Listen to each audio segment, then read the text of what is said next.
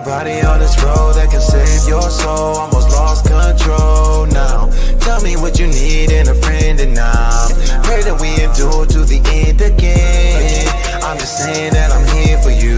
When the world turn against you, I'ma be with you. Got my sword in my hand, you can count on me. I won't run and hide, fight mightily. Waiting on your house shot. See the Jacob, I'm the apple of my father's eye. I learned the truth for who I was and it made me cry. If I don't keep the laws of Yah, then I'm gonna die. Living curses, but I'm edifying in my verses. Prepare the hearses for the heathens who be steady.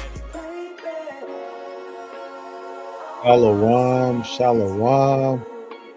Call all Yahweh by Shema Mashak, woman like Abishai.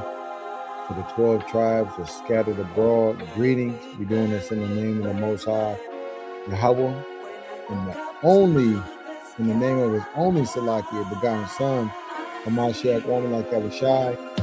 You know, we coming off of a mighty feast of the dedication. We're moving into the 10th month. We're in the 10th month, the new moon. All manner of prophecies unfolding. We're even seeing a lot of the world is dazed and confused. I titled this live through the spirit, Christmas and Nimrod, right? So if you're keeping Christmas, the pagan folly day known as Christmas, you are worshiping Nimrod. Now I know a lot of people aren't going to want to hear this, right? But this information, this knowledge has to go out. We're in the last times, we're in the end days, right? We got to declare the name of the Most High God and his judgments and his statutes among the heathen, because we are scattered among them, the children of Israel. You know, these are trying times, family. These are times of prophecy, times of all type of dissension on the earth, times of Esau creating all type of laws and framing mischief by his laws, you know, and but the word has to go out. The word must go out, y'all. Hey, whether we prophesying to the wind, in sincerity and truth, the word must go out. So with no further ado, tonight we're going to get in the lesson through the spirit, the pagan Christmas lesson, right? Exposing the Babylonian roots of modern Christmas traditions. Now, this is an interactive study revealing the pagan origins behind Christmas customs with scriptures from the KJV Bible and Apocrypha, using the sacred Hebrew names of the Most High, Yahweh, the sacred Hebrew name, like of the Most High, Yahweh. So Nimrod and Babylon origins, right?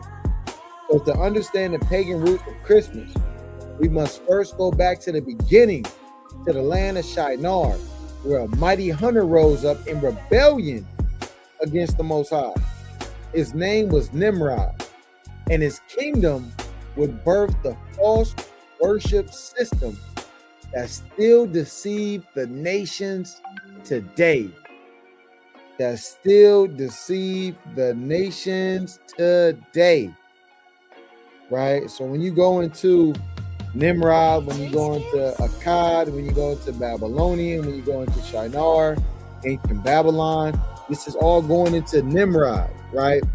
And a lot of our people don't know that when you're keeping Christmas, you are willingly worshiping and bringing the spirit of Nimrod directly into your home. You're inviting idolatry directly into your household, right? So, Genesis 10 and 8 through 10. And Cush begat Nimrod. He began to be a mighty one in the earth. He was a mighty hunter before Yahweh. Wherefore it is said, even as Nimrod, the mighty hunter before the Lord. And the beginning of his kingdom was Babel, and Erech, and Akkad, and Calneh, in the land of Shinar. So you got to understand, when you go into the geography, right? When you go into the history, when you go into the genealogy, Nimrod was a Hamite. right? You had Ham, you had Cush, you got Nimrod. So Nimrod was one of the grandsons of Ham. So see, Ham, they knew of the Most High because Noah knew of the Most High, right? But Ham, he didn't keep the law, statutes, and commandments. He wasn't a part of that divine lineage, right? That was given the oracles of God, that chosen seed line. So Cush wasn't either. And you know, when you go into the Cushites, right? When you go into the Ethiopians, when you go to Mizraim, right? The Egyptians, when you go into the Libyans, when you go into the Canaanites, and it wasn't given the oracles of the Most High. They weren't given the mantle to pass down the laws of righteousness. All right? But the children of Israel were, right? So Nimrod, he already was on the left-hand side. He already had a wicked mind. He already had a wicked spirit that had encompassed and overtaken him because his mind was contrary to serving Yahweh, right? And when it says that Nimrod, the mighty hunter before Yahweh, this is phraseology showing you that, hey, Nimrod didn't rock with the Most High. Nimrod was hell-bent on proclaiming himself to be above the Most High. Nimrod had that spirit of Canaan, the spirit of Esau, the spirit of dissension, and wicked determination to usurp the Most High, to overthrow the Most High, to set himself up as if he was on the level of Yahweh, right? Reading on. Who was Nimrod? Nimrod was the grandson of Ham and great-grandson of Noah. The phrase mighty hunter before the Lord in Hebrew, ancient Hebrew, right, suggests he was in opposition to or in the face of Yahweh. He established Babylon as the center of rebellion against the Most High God. He didn't, he didn't establish Babylon as the center of worship, right? In order to substantiate his love, his dedication, according to righteousness, to the Most High. He didn't establish Babylon as a center of culture to proclaim his dedication and his allegiance, his obeisance to the Most High God Yahweh. That's not why he did it, y'all. Nimrod did this to slap Yahweh in the face to be good, right? To exalt himself above the stars of heaven, right? The phrase a mighty hunter before the Lord Yahweh in Hebrew suggests that he was in opposition or in the face of Yahweh. He established Babylon as the center of rebellion against the Most High. And you know, in the ancient world, Babylon was declared one of the 7 wonders of the world. Look at this. Ancient Babylon, 7 wonders. Look, 7 wonders of the world. So ancient Babylon ancient Babylon is famously associated with one of the 7 wonders of the ancient world. The Hanging Gardens of Babylon, described as tiered gardens with exotic plants, built by King Nebuchadnezzar II for his homesick wife, though their exact existence and location remain debated, with some theories placing them in Nineveh, while other Babylonian structures were also considered wonders. The gardens are the specific wonder linked to the city in the traditional list. So Babylon was considered one of the 7 wonders in the ancient world. And Babylon was always inhabited by a spirit of idolatry, a spirit of blasphemy, a spirit of wickedness, a spirit of homosexuality acts, a spirit of satanic worship, right? I believe in the book of Revelations, right? Even when it talks about America being the daughter of Babylon and the Babylon the whore, this is still the center. The center, no pun intended, the center of wicked worship, right? The center of wicked worship. Shalom, Malak. Shalom to the mighty officer, Matan Yalla. But today, we got to understand that there's nothing new under the sun, right? There's nothing new under the sun. And we're going to get that in the book of Ecclesiastes, chapter 1, verse 9. And it reads, the thing that hath been, it is that which shall be. And that which is done is that which shall be done. And there is no new thing under the sun. See, the Most High God's judgment is like a ring, all right? There's nothing new under the sun. The thing that has been is the thing that shall be, right? And he said unto me, 2 Ezra 5:42, I will liken my judgment unto a ring, like as there is no slackness of the last, even so there is no swiftness of the first. Everything is going into rotation. Prophecy is declared, prophecy is fulfilled. Prophecy is declared, prophecy is fulfilled. There's nothing new under the sun. So all of these ancient Babylonian religions, ideologies, cultures, worshiping, deification of idols, there's nothing new under the sun. So Nimrod was one of the sons of perdition on the left-hand side. Now, what I mean by that is that Nimrod came from a lineage of wicked men. See, the Hamites are inherently wicked. And with their blood drinking, right?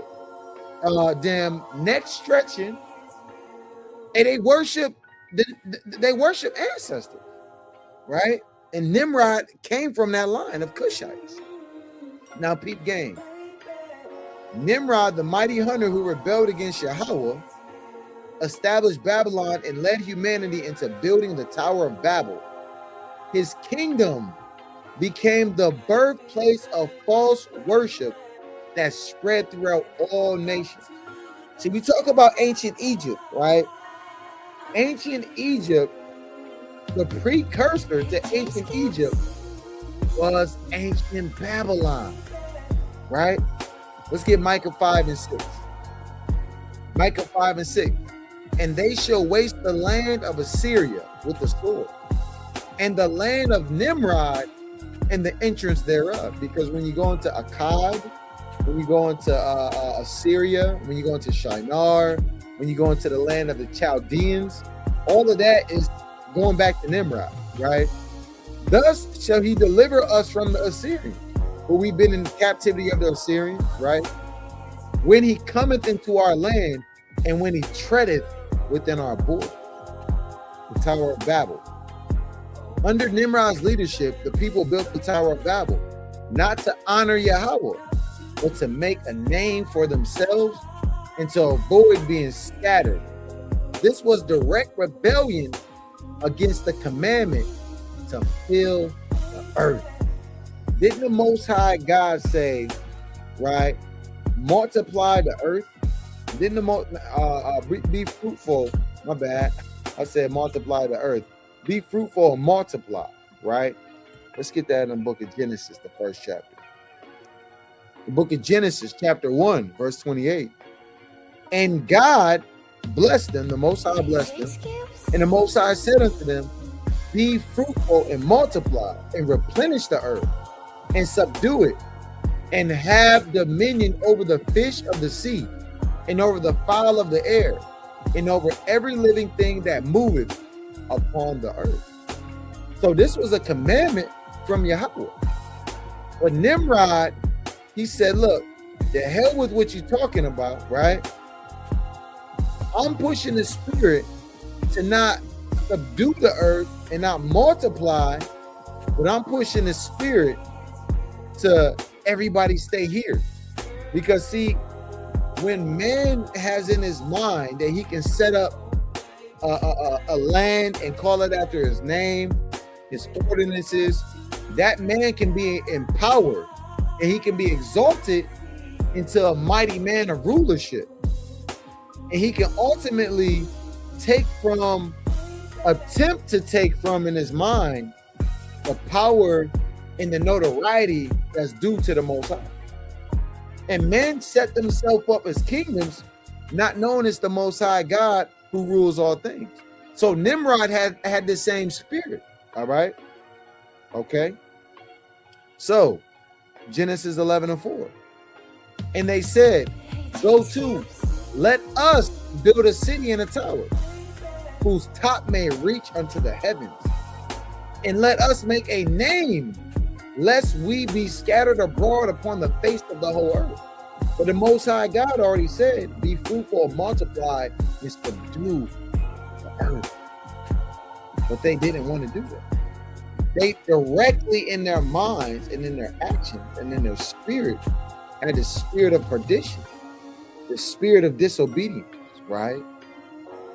Now, what does this have to do with Christmas, Brother Nehemiah? What does this have to do with Christmas? You kind of titled the live Christmas, the worshiping of Nimrod, but all you're talking about right now is the Tower of Babel. It is important to understand the chronology and the history that led and leads up to these things, right? The legend of Semiramis and Tammuz.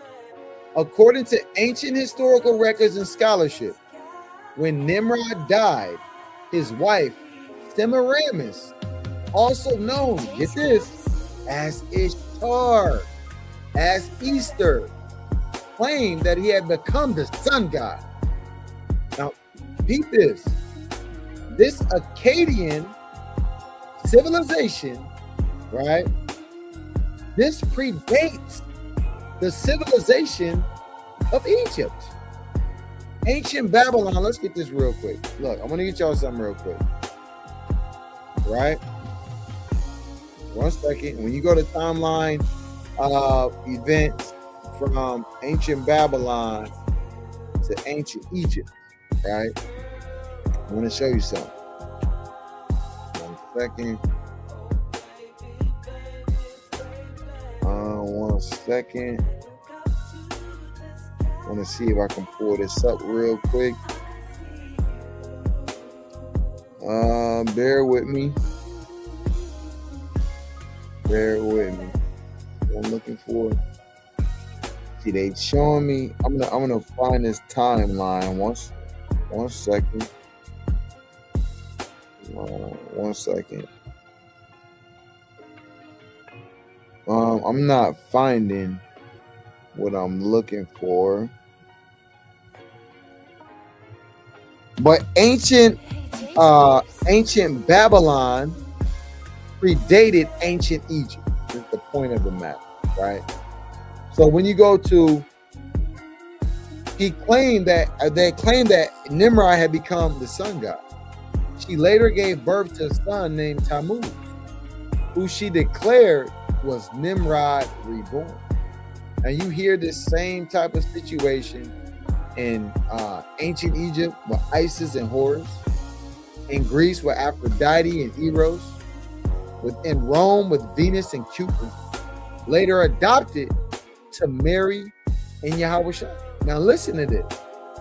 We got to put this in context. When we say later adopted, we're not saying that in truth that the account, the actual biblical and historical account of Mary and Yahushua is the same as Venus and Cupid. No, what we're building the premise is to show you how the spiritual demon Satan has usurped, has surreptitiously, right, as connivingly tricked you into worshiping Nimrod, Isis and Horus in the Egyptian theology, the pantheon of Greco-Roman gods, and have placated that and stated that that is Yahushua and the Virgin Mary.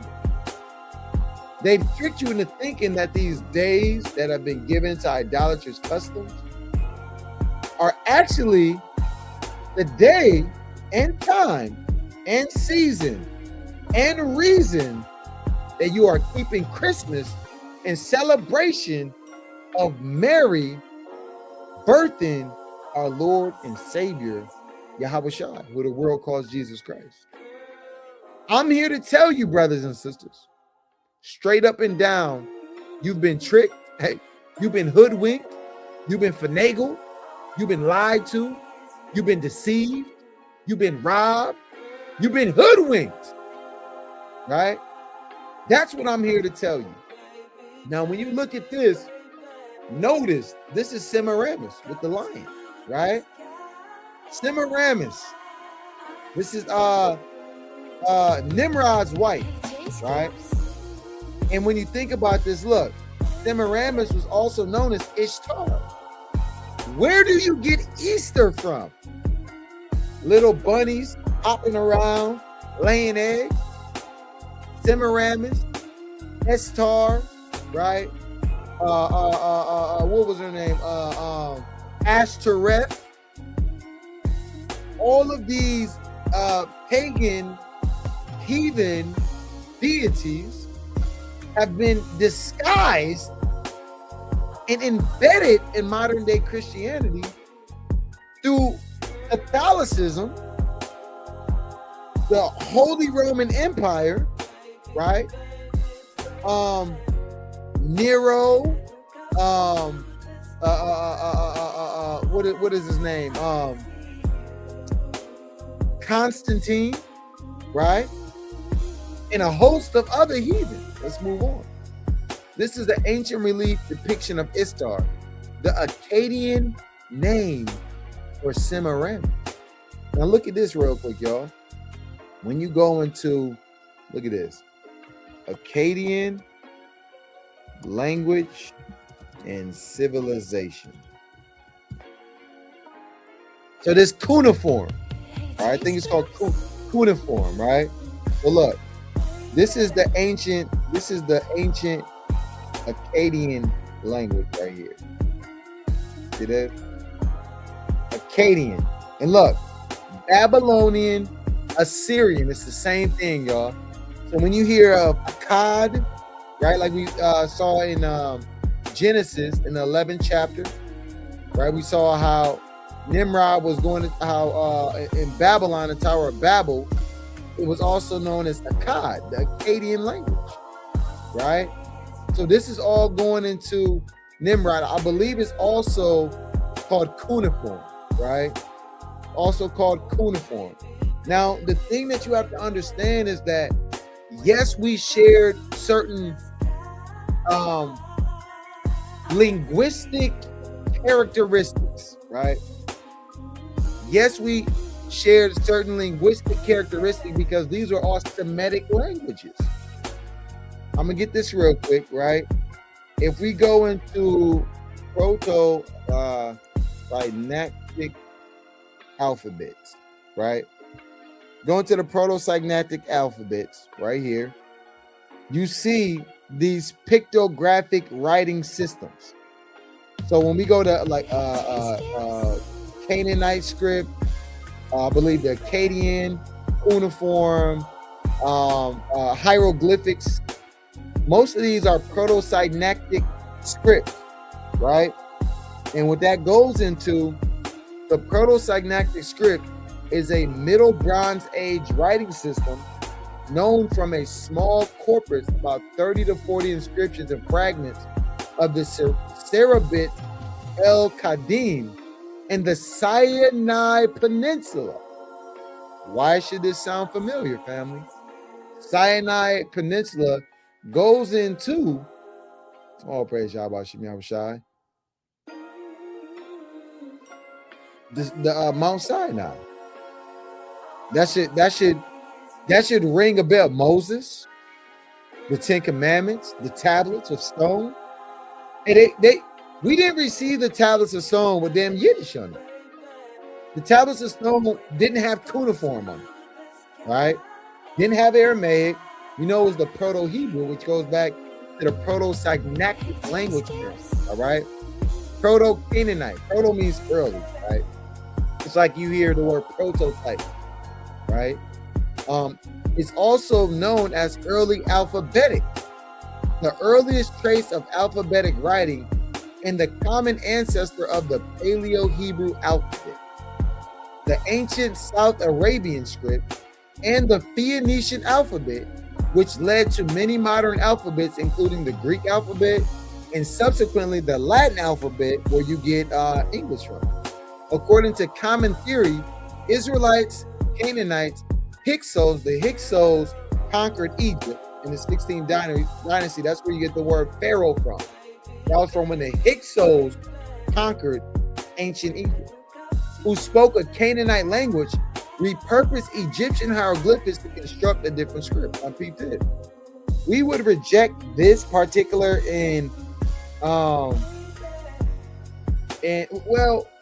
we would say this. We understand that they all shared similar phonetics because they all were from that same region in the same script. But just because we shared similar phonetics or hieroglyphs, we didn't have the same meaning applied to the hieroglyph, if that makes sense, right? So not to get too deep on that, but I wanted to bring that up because when we go back into the Akkadian language, right? You had is an extinct East Semitic language that is attested in ancient Mesopotamia, like Akkad, Assyria, Isin, Larsa, and Babylonia. From the mid-3rd millennium BC until its gradual replacement in common use by Old Aramaic among Mesopotamians by the 8th century BC. Akkadian, which is the earliest documented Semitic language, right? Which we understand, like I was saying, Akkad and the region of Shinar, which is essentially Mesopotamia, right? I'm going to show y'all this real quick. So we go to Shinar versus Mesopotamia, right? Look.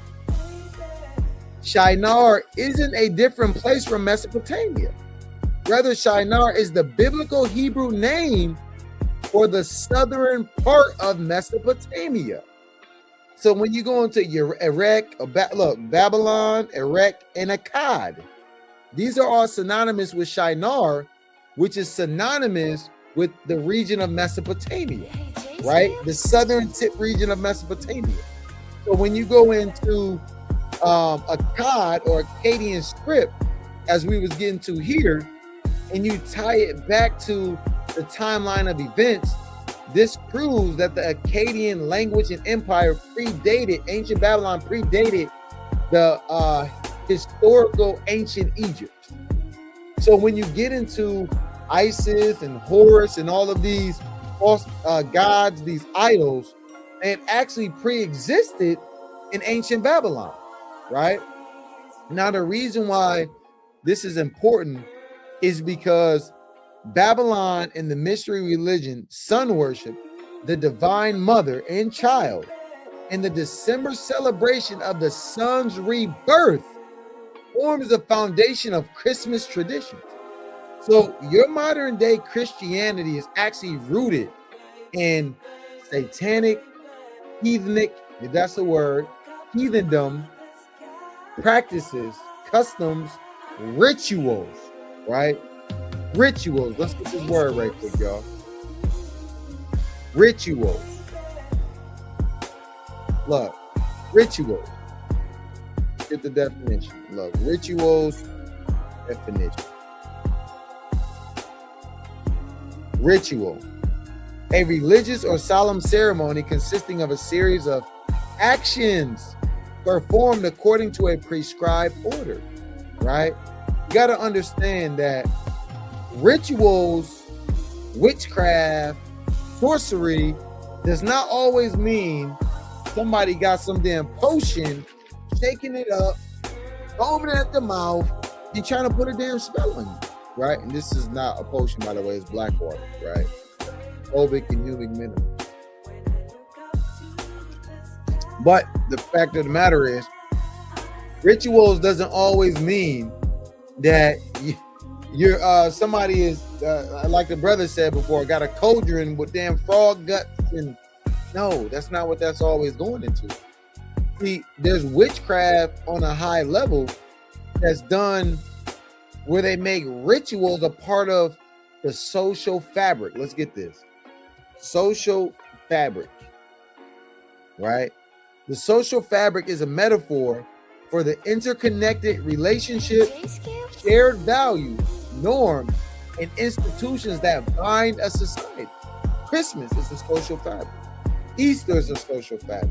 These are all heathen, idolatrous practices and rituals that they've ingrained into the psyche of the masses as social fabric, where now you voluntarily, involuntarily, right? You got to catch what I'm saying. Voluntarily, because you willingly accept and you do it. Involuntarily, because you've been tricked in your mind as society, that in your conscious and in your psyche, you are involuntarily going with the flow of the social fabric, being inducted and seduced into satanic rituals without understanding, without consciously being aware of what you're doing, because they're playing on a subconscious level. You've been MK Ultra, and you know what? They might flag the channel for saying that, right? Hey, Juneteenth, Black Friday, right? All of these different things, okay?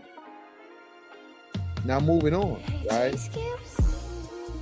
When you go into the foundation of sun worship, Israel is called to recognize these origins and come out of Babylon, right? In Revelations 18:4. And I heard another voice from heaven saying, come out of her, my people. Not all people. The Most High God is declaring, my people, the people of Israel. This is the so-called New Testament. See, a lot of you Christians get bent out of shape and you say, well, you know what? The law's done away with. That's the Old Testament. But the Most High God, through the spirit of prophecy, through Yahushua, and the revelations that he gave to John the Revelator, is being declared in the so-called New Testament, in the book of Revelations, the revealing revelations, right? You have the root word reveal, to bring forth, to uncover, to make known, to come out of her, my people, who are his people, the children of Israel. And this is a cut for everybody who thinks that the Most High God's people is, he's grafted in all of the nations now. Everybody is people.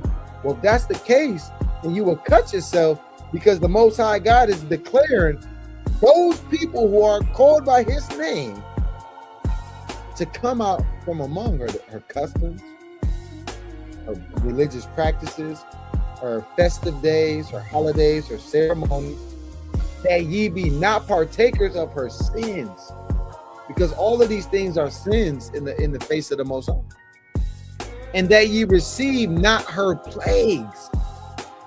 It's plagues coming to Babylon the Great. Plagues, look, the plagues that are coming, you haven't seen plagues like this. The plagues that came in Egypt have nothing on thermonuclear fire, right? Well, let's take a quick recap. According to Genesis 10:8-9, who was described as a mighty hunter before Yahweh? Was it Abraham, right?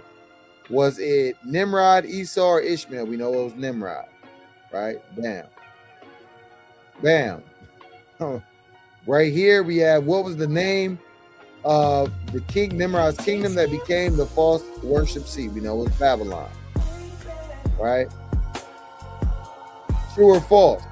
According to historical context and scholarship, Semiramis claimed her son Tammuz was the reincarnation of Nimrod. True.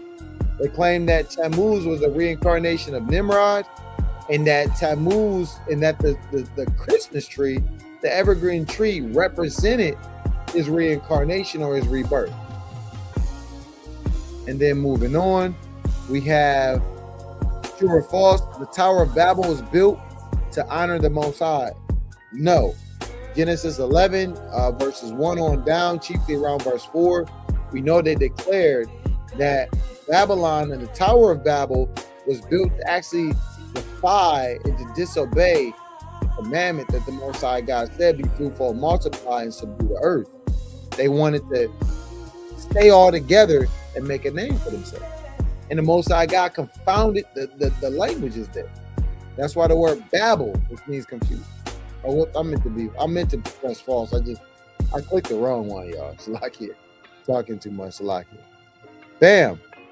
Now, okay, Brother Nehemiah, what does this have to do with Christmas? You're talking a lot. You kind of clicked the wrong answer and all of that. What does this have to do with Christmas? Well, we're about to show you what it has to do with Christmas. All right? We're about to show you. So moving forward. Pagan symbols explained. You know, it's kind of like when you see LeBron James, right? You see him throwing up all type of hand signs, gestures. A lot of these things go into idolatry and pagan symbols of worship that are so subtle because they're weaved into the social fabric that you won't catch them. And that's why we gotta, let me get this quick precept real quick, right? Let me get this precept real quick. You got to study to show thyself approved. You got to study to show thyself approved. 2 Timothy 2:15, right? I'm going to read it in the ESV. Do your best to present yourself to God as one approved, a worker who has no need to be ashamed, rightly handling the word of truth. Berean Study Bible. Make every effort to present yourself approved to God, an unashamed workman who accurately handles the word of truth, right? Let me get it in the KJV as well. Let me get it in the KJV. Matter of fact, I'll get it in KJV. Study to shew thyself approved unto God, right? A workman that needeth not to be ashamed. Hey, don't be ashamed because the Most High God has increased this knowledge, right? Has increased this knowledge. Don't be ashamed that the Most High God has called you out of darkness, right? Don't be ashamed of that. That you can divide the word of truth, right? But thou, O Daniel, Daniel 12:4, shut up the word and seal the book, even to the time of the end. Many shall run to and fro, and knowledge shall be increased. See, in this end days, the Most High God has opened the understanding of the book. That knowledge is being increased. We're getting a full download through the Holy Spirit. These secret ancient customs that have been passed down generations upon generations by our parents, our grandparents, our grandfathers, our fathers, our mothers, our aunties, our cousins, the social fabric, the social norms.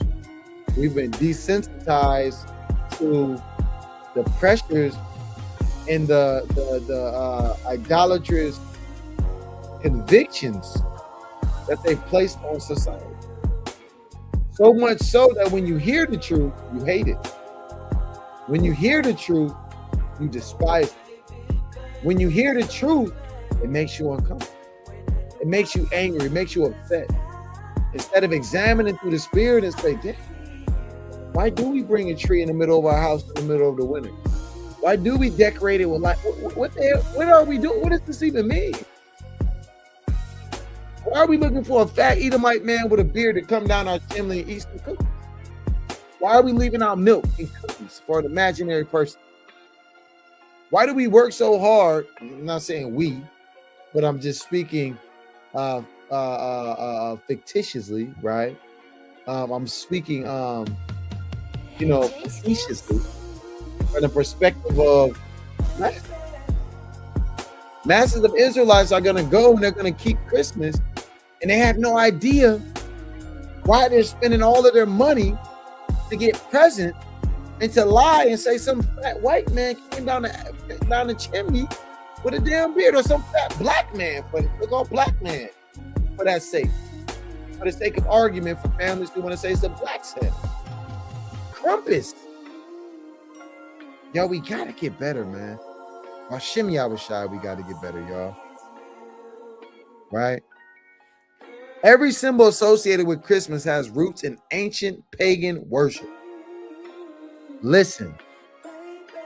Every symbol associated with Christmas has roots in ancient pagan worship. I want to get this Ezekiel. Matter of fact, you know what? Bear with me, y'all. It's a precept that I wanted to get, but I believe I missed. This Ezekiel right here, 8:14. Then he brought me to the door of the gate of the Lord's house, which was towards the north. And behold, there sat women weeping for Tammuz. So even in ancient times, during the time of Ezekiel, right? During the time of Ezekiel, you had women, weeping for Tammuz. Think about that. You had women weeping for Tammuz. I'm going to show y'all something. Just to prove all things. I typed in, what captivity did Ezekiel live in? Ezekiel lived in Babylonian captivity, taken from Jerusalem around 597 BC with other Israelite exiles by King Nebuchadnezzar, and settled near the Chabar River in a place called Tel Aviv, not Tel Aviv, Tel Aviv, where he prophesied for over 20 years. This was the second major deportation of Jews following earlier ones that included Daniel, making a significant period of exile and a new community formation for the Israelites, right? Now we know this says Jewish settlement, but we know that means Israelite, right? Now, the reason why I went here is because when you think about the time of Daniel, which was a captivity, an exile that happened, that predated Ezekiel, right? You have Babylonian culture and influence, because even back from, remember, Nebuchadnezzar, and all of the Babylonian kings, this was a long line of kings that started from the first king of Babylon, who was Nimrod. So all of these customs and idolatrous practices had been adhered to across these thousands of years, these thousands of years, these generations. All right, these generations. So when we get back here, and we clearly see that you have when you clearly see you have Tammuz being worshipped in Babylon during the time of Ezekiel. Now, when you think about, he said, then he brought me to the door of the gate of the Lord's house, which was towards the north, and behold, there sat women weeping for Tammuz. These women, I'm strongly led to believe, are Israelite women. They're weeping, right, for Nimrod's son, who they deified. Move on. Bam. So right here, we getting back to it. You got, let me get this real quick. So the tree in pagan culture. In Babylon, the evergreen tree represented Tammuz, born on December 25th. Egypt, the palm trees were used to symbolize resurrection. Rome, decorated trees for Saturnalia celebration. Germanic tribes had the sacred oaks decorated for Yule. So Nimrod was deified in ancient Nineveh artifacts, right? These are ancient Nineveh artifacts. Now, when you go into ancient Nineveh, just to show you, Akkadian Babylon, right? So remember, ancient Nineveh was the magnificent final capital of the Neo-Assyrian. Remember, Assyrian goes back into Babylon, Babel, Erech, Shinar, Akkad, you know what I mean?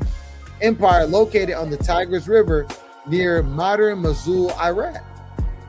Renowned for its vast palaces, libraries, gardens, and massive walls, flourishing in the 7th century BCE under kings like Sennacherib before its destruction in 612 BCE by a Babylonian Median coalition, and famous in the Bible for the book of Jonah.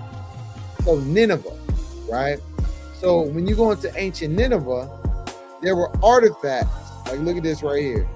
Nineveh, right? Look, Nineveh. So these ancient Babylonian artifacts. And this is ancient Iraq, bro. You know what I'm saying? Ancient Iraq. Persian. Iraqis. Ancient Nineveh, right? Look, they've even unearthed some ancient Assyrian. Look, ancient Assyrian. Let me get this real quick. Look at this. Depiction of ancient Nineveh in Iraq. And here's them excavating some earthenworks, right? It says Nineveh is an ancient Assyrian city located on the banks of the Tigris River near Mosul in northern Iraq. As the capital of the Assyrian Empire in the 7th BC, Nineveh was a political, cultural, and commercial center, particularly during the reign of King Sargon II and Ashurbanipal. The world-famous library of Ashurbanipal with its clay tablets was discovered. Destroyed by a Babylonian Median alliance in 612 BC, the city vanished into history. Today, its ruins unearthed through archaeological excavations are a UNESCO World Heritage Site. Our UNESCO World Heritage Site. So you see right here, this goes into ancient Nineveh, right? Ancient Babylon. Now the reason why we went there is you got to understand when you see a Nimrod deified, these ancient Nineveh artifacts are ancient Babylonian artifacts, right? Nineveh, an extension of what was established by Nimrod. So although you have these different kingdoms, you had Babylon, you had Assyria, right? You had the Persians, the Medes. They're all in the same region and all chiefly from the same forefather or runner in terms of Nimrod of creating that kingdom there, right? So you see right here a depiction of Nimrod. And what do you know is similar to so-called Saint Nick, Crompton? You got the fir tree, which you see Nimrod holding the fir tree. You got why is Nimrod in ancient Babylon holding a reindeer? See, they also deified spirits of the force and things of that nature. You got the fir tree, which is supposed to be the symbol of the resurrection of Nimrod, right? Into him reincarnated into Tammuz. You got the long beard. Right? And look, he's carrying gifts and things, which goes into bringing offerings and presents to Nimrod. And look, he's holding the reindeer, right? Now let me show you this. Let me show you this real quick. Let me show y'all something, Lord willing, to the spirit and power of Yahweh Shai. Nimrod holding reindeer. Bam. Look at this. Look at this right here. Look at this right here. You got Nimrod. It's about 2000 BC. Nimrod's birthday, which we're going to get into, is December 25th, right? Same time as the winter solstice. Because all this is going into sun worship, right? Invictus Soli, the unconquered sun. All the way from ancient Babylon, all the way to modern day America, right? You know? So I'm going to show you. Look at this. Look at this right here. Nimrod, the cedar tree and the reindeer. See, he's holding the reindeer. Look at this. This is deep, y'all. This is deep. So this is what Christmas is really going into, right? Let's get this real quick. I want to get this real quick. Look. The association of the biblical figure Nimrod holding a reindeer is tied to theories about the alleged pagan origins of Christmas. Now we know these not alleged, right? We know what it is. But you see, even their AI has been programmed to lie, to deceive you, right? You're being deceived even by the AI. All right, let's get on to it. So moving forward, bam. So the Yule log. The Yule log tradition originates from pagan Norse and Celtic winter solstice celebration. In the Babylonian system, the log represents Nimrod being cut down or killed, while the tree that springs from it represents its supposed reincarnation as Tammuz, the sun. The burning of the Yule log was believed to bring protection, prosperity, and good luck for the coming year. Pagan superstitions that have nothing to do with the worship of the Most High Yahweh. All right, and look at this.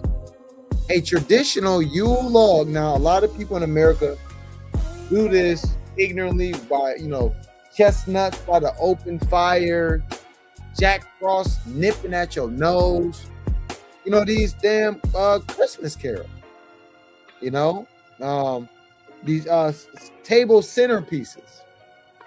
So even if you're not burning the Yule log in America, which is a big tradition in most of your other countries, Europe and so forth and so on, Scandinavia, parts of Asia and things of that nature, right?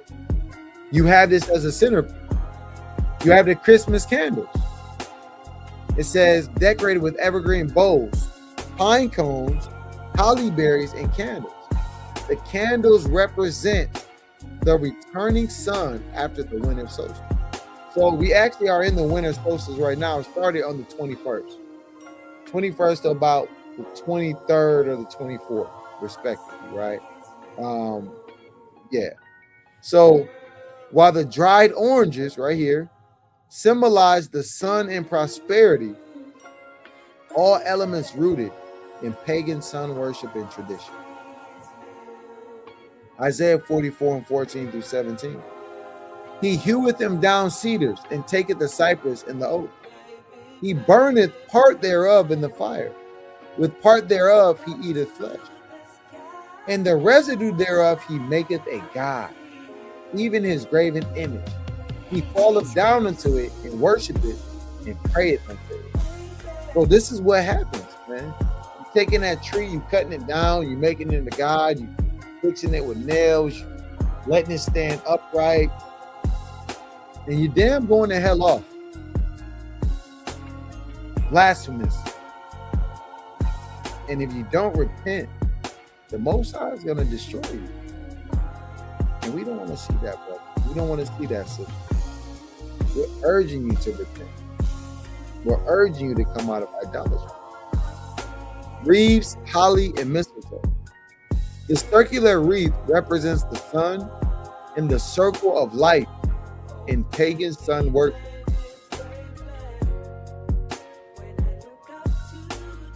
Holly was sacred to Saturn, the Roman god of agriculture. Let's get this.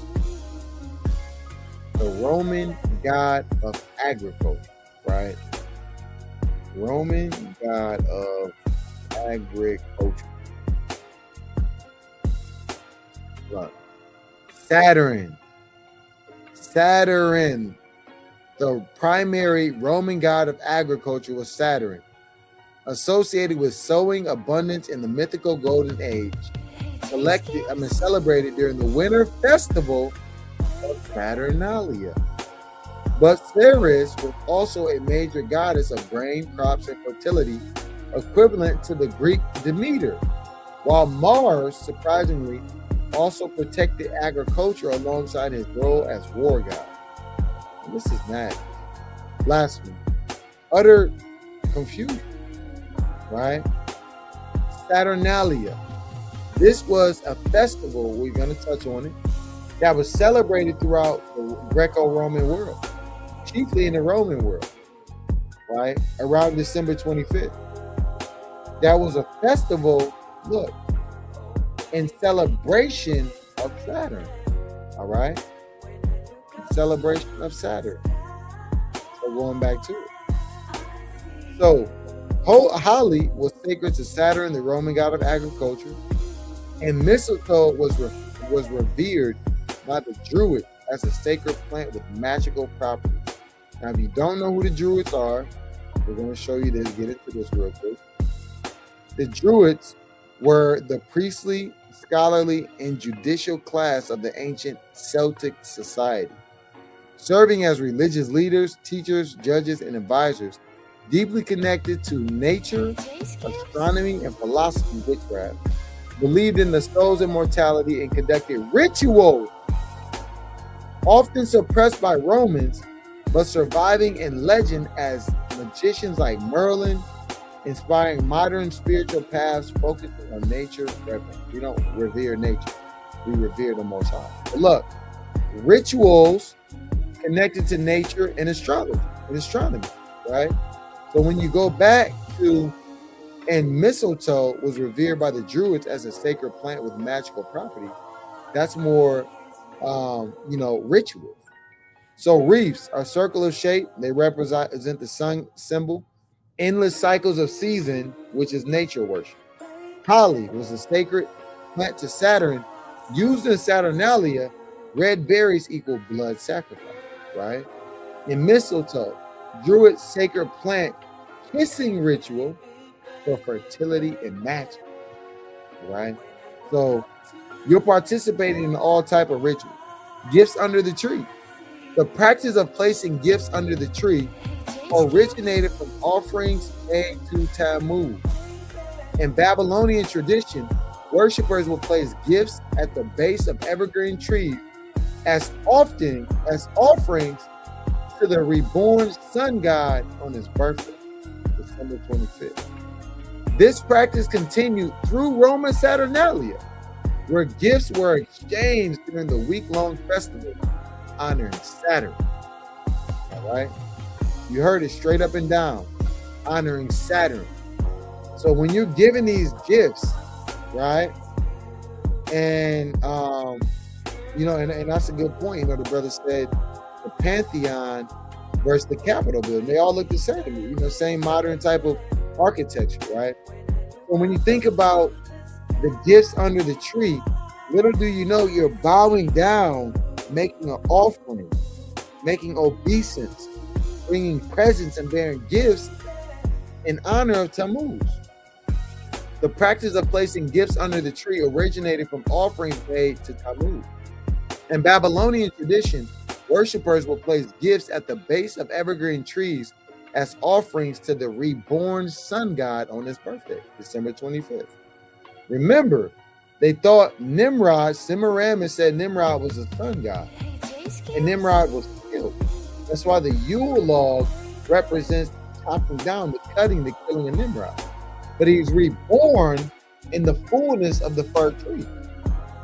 Through his son, where he's reborn, symbolic, the tree is symbolic of his rebirth, right? The reincarnation of the sun god was said to be his son Tammuz. Deuteronomy 12 and 30.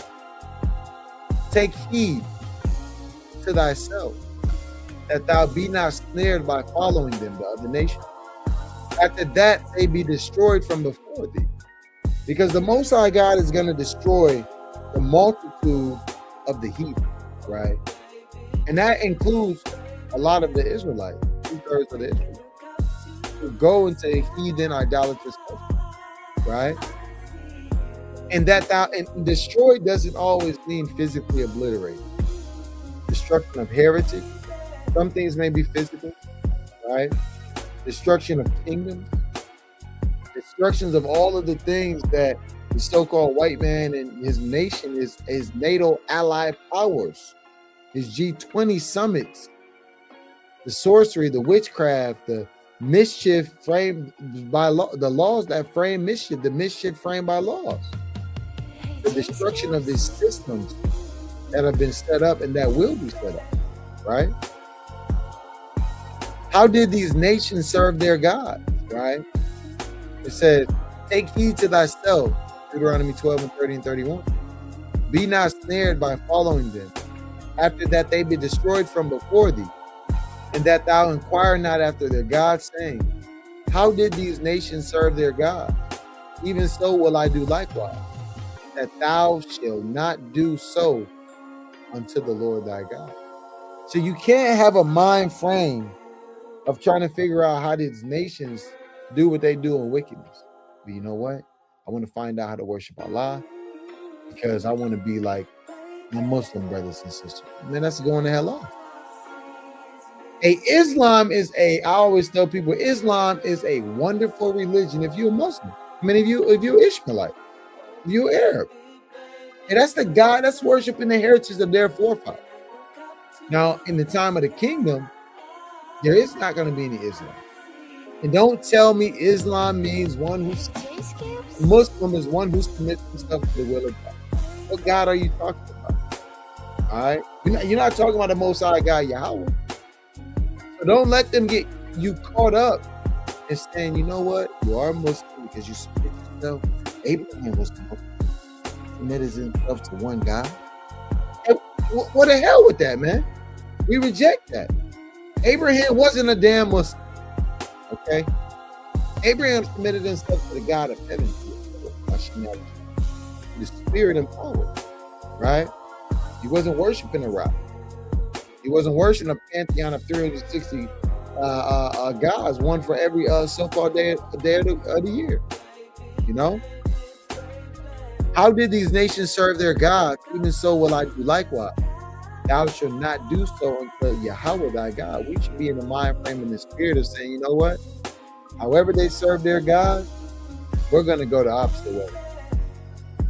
The hell with how they serve their gods.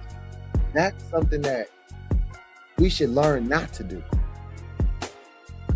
All right? We have such a mighty law, Deuteronomy 6, right? All of this law, these statutes, these commandments, all right? Key understanding. These symbols were never created to honor the Messiah.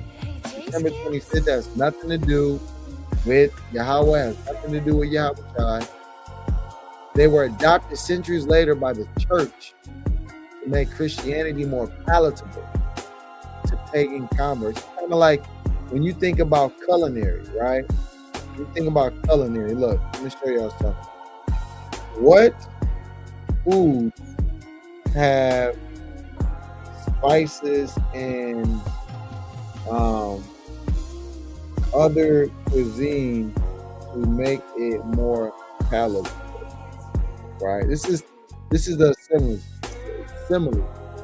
Spices and herbs make food more palatable by adding flavor, aroma, and depth, transforming basic ingredients like chicken, vegetables, and grains into exciting dishes, with examples including cumin and chili and Mexican food. So spices make foods more palatable. They make them more tasty, more scrumptious, more flavorful, smell better, the aroma, the depth, right? More intoxicating. So similarly, you had the Christian church to make Christianity more palatable in the Roman Empire to the pagan converts. They brought all of these other practices and amalgamated them. I think that's the word I'm looking for, right? Amalgamation, I believe. Amalgamation. Amalgamation. Look, the act, process, or result of combining or uniting. They wanted to amalgamate pagans in the Roman realm. See, most of Rome were actually pagan worship. You know, tribes, Edomites. When you look at Romulus, who's said to be the forefather of establishing Rome, right? You got emperors like Nero. And there's actually a book called, I believe it's called, I got the book. I haven't finished reading. I believe it's called, let me get this book real quick. I think it's called Rome, the Empire of the Edomites. I believe that's what the book is called. Let me see if I can find it. Bam, right here. It's the book right here. It's actually a book by William Beeston. I believe he's an Edomite. Let me see this real quick. William Beeston. Believe he's Esau. Yep. Look. William Beeston.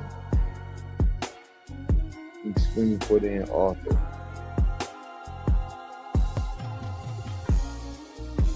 I believe this might be him right here. Is this? Let me see.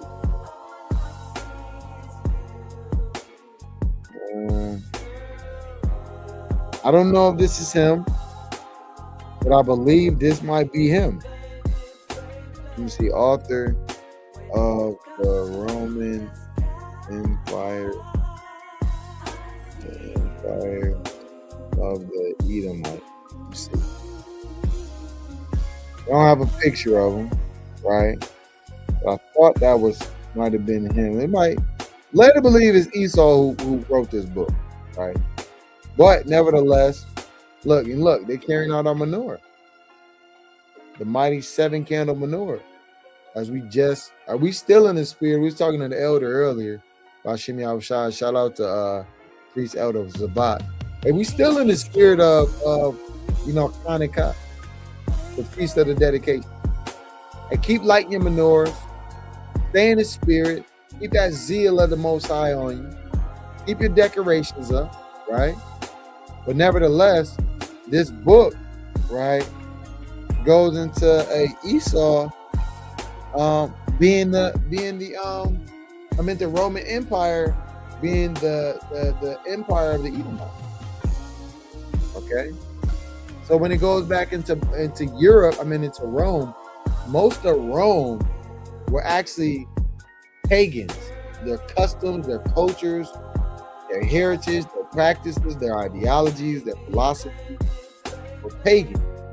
So when Constantine came along, he actually, when you get into the Arius,